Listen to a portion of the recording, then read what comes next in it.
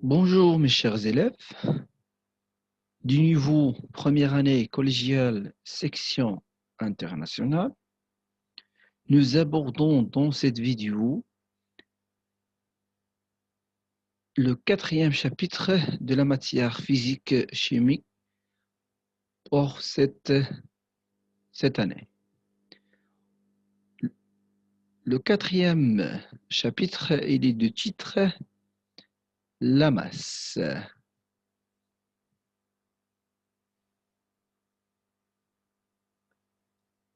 Ce 4e chapitre comporte 4 parties.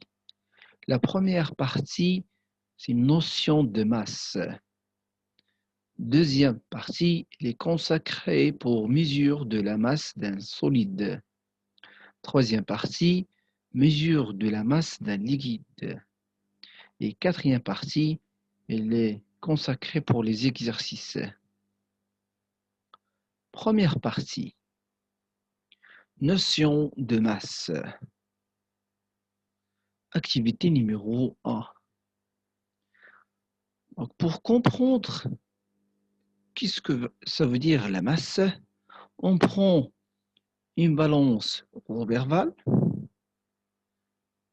on prend deux récipients, ce sont des béchers, on met de liquide, c'est le plus utilisable à la cuisine, ce sont l'eau et l'huile, en même volume, V égale à 50 ml, on le met dans les béchers, et les deux béchers sont posés sur les deux plateaux de la balance Roberval.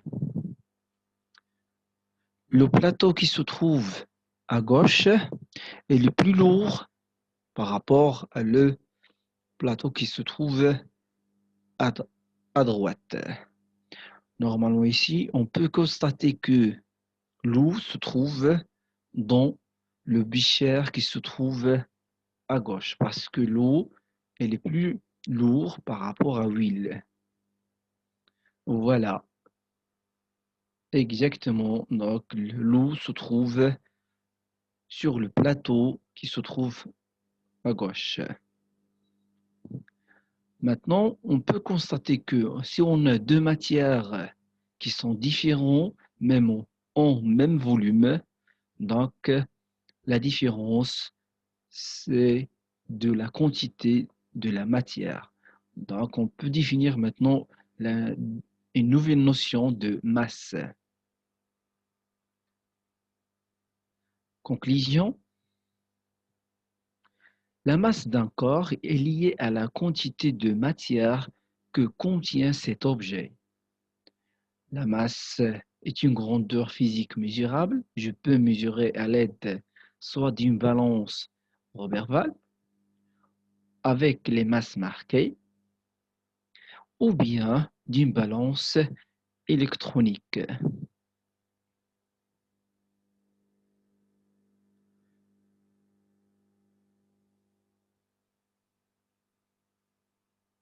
La deuxième partie de conclusion, normalement on connaît le symbole de volume, c'est le V. Maintenant le symbole de la masse, c'est le M.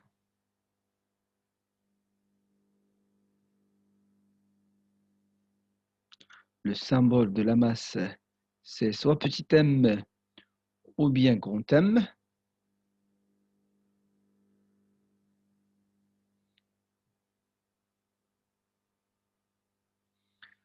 L'unité internationale de la masse, c'est le kilogramme, avec symbole kg. Et on a autre unité, c'est le gramme, décagramme, tonne, quintale, etc. Et voilà le tableau de conversion. Alors qu'il contient 10 colonnes avec seulement 9 unités, de milligrammes jusqu'à la tonne. Maintenant, on va faire un petit exercice d'application pour le tableau de conversion. Voilà l'exercice. Je prends, par exemple, le deuxième chiffre. Voilà. On a le premier chiffre, c'est un chiffre décimal. 8,4 tonnes. Normalement, je pose le 8 dans le tonne, 8,4. Maintenant, l'unité qu'on va convertir, c'est le kilogramme. Donc, j'ajoute 2 zéros. Voilà. Et j'efface la virgule, ça donne 8400 kg. C'est pour première conversion. La deuxième ici, c'est un chiffre entier. Il était 0, je prends le 0, je le mets dans le milligramme, voilà, 0, 0, 4 et 3. Maintenant, l'unité, c'est le gramme. Donc, je pose ici le quart de gramme 0. Voilà la virgule. Ça donne 0,34. Vous pouvez faire les autres conversions comme un exercice d'application. Maintenant, pour suivre le cours,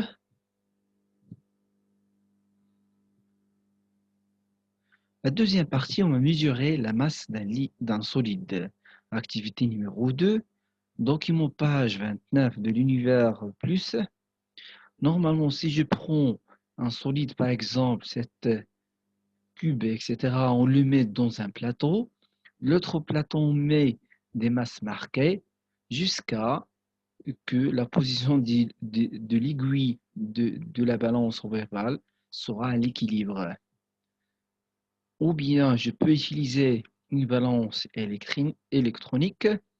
On a une différence ici parce que la balance électronique est le plus précis par rapport à celle d'une balance verbale. Comme conclusion, la masse d'un solide est égale à la somme des masses marquées qu'il faut mettre pour faire revenir l'aiguille à la position d'équilibre. On écrit M est égal à 100 grammes, c'est la première masse marquée, plus la deuxième masse marquée 50 grammes, plus la troisième masse marquée c'est 20 grammes, est égal à 170 grammes.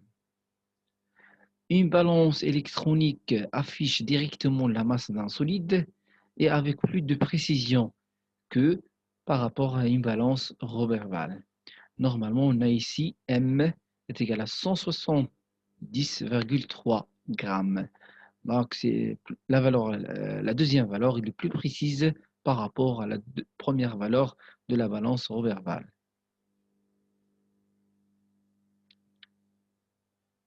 Donc, je peux faire comme une petite application. Voilà. Et ici, on a une balance verbale. Je mets ici 6 morceaux de sucre. Voilà. Je cherche la masse équivalente pour mettre l'aiguille à la position d'équilibre. Je mets des masses marquées, voilà, comme celle-là. Je prends ici. Première masse marquée est égale à 20 grammes.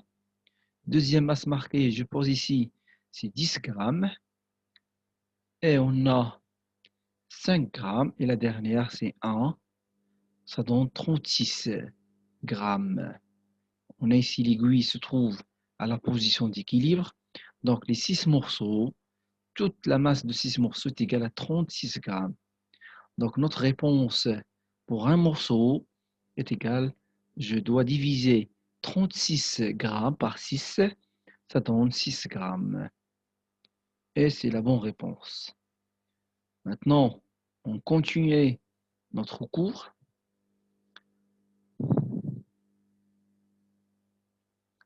Troisième partie, mesure de la masse d'un liquide. Activité numéro 3. Document page 31 et 32. Donc, on prend un récipient, c'est le bécher vide, on le met dans une balance électronique. On pose le bécher sur la balance électronique pour avoir un chiffre. Deuxième étape, on va appuyer sur le bouton TAR pour remettre l'indication à 0. Et troisièmement, on va verser un liquide dans le bécher posé sur la balance. Je dois faire ici une petite expérience pour montrer comment on va faire.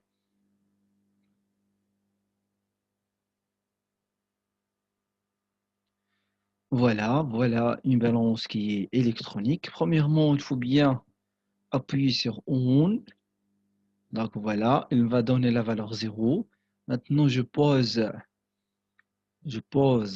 le bécher sur la balance électronique. Ça donne 49,1 grammes. C'est la masse de bécher qui est vide. Voilà, si je touche ici sur la fonction tar ou bien le bouton tar, il va remettre la valeur à 0. Maintenant, je peux ajouter, verser un liquide à l'intérieur.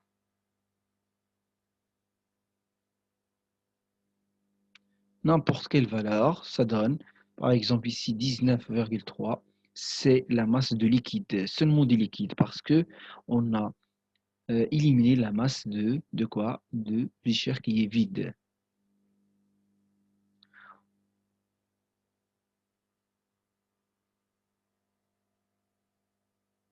On va continuer ici.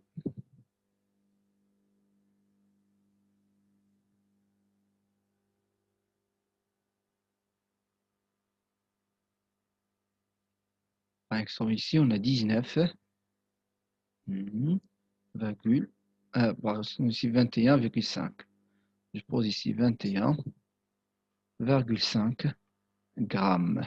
C'est la masse de liquide ajouté. Je peux expliquer un peu ici. On a fait, premièrement, la masse de bécher vide. Je pose MA est égal à 49,1 grammes. Mais si j'utilise le bouton TAR, ça donne M2. Il va revenir à 0. Il va remettre la valeur à 0. Et la masse de liquide ajoutée ml est égale à 21,5 grammes, par exemple, qu'on a fait l'expérience. Maintenant, comme conclusion, l'utilisation du bouton TAR dans une balance électronique permet quoi? De remettre l'indication de la balance à 0 pour ne mesurer que la masse du contenu à l'intérieur de, de cet récipient. Maintenant, je passe pour faire un petit exercice d'application.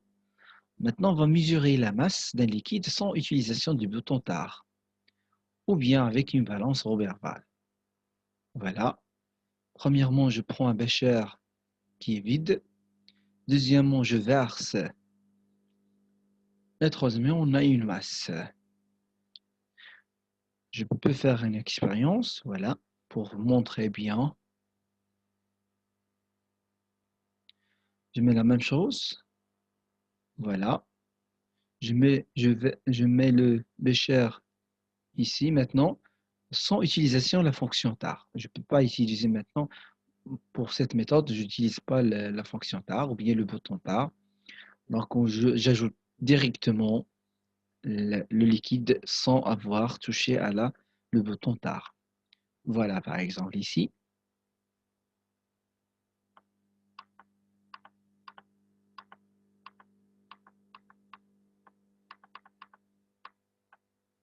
Voilà, c'est comme à l'expérience. Maintenant, on va continuer notre leçon.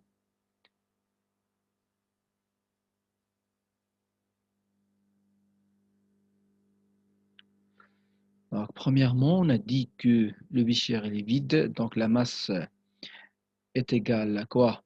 49,1 grammes. Mais si, sans utilisation du bouton TAR, on aura 69,9 grammes. Maintenant, si je veux calculer la masse du liquide, donc il faut bien faire l'application numérique, relation, etc. Résultat. Donc, calculer maintenant la masse ml du liquide. Donc, il faut bien faire la différence entre les deux cas. M2 moins M1. 69,9 grammes moins 49,1, ça donne 20,8 grammes. C'est la masse de liquide. La dernière partie, c'est l'exercice qui se trouve à la page 34 et 35. Ce sont des exercices de la masse, très faciles. et contactez-moi soit sur ma page YouTube ou bien sur ma chaîne YouTube prof.hp2 ou bien ma page Facebook prof.hp2 et envoyez-moi les exercices pour les corriger à mon Gmail prof.hp2 physique@gmail.com. Merci de votre attention et à plus tard pour un autre leçon ou bien un autre chapitre. Au revoir.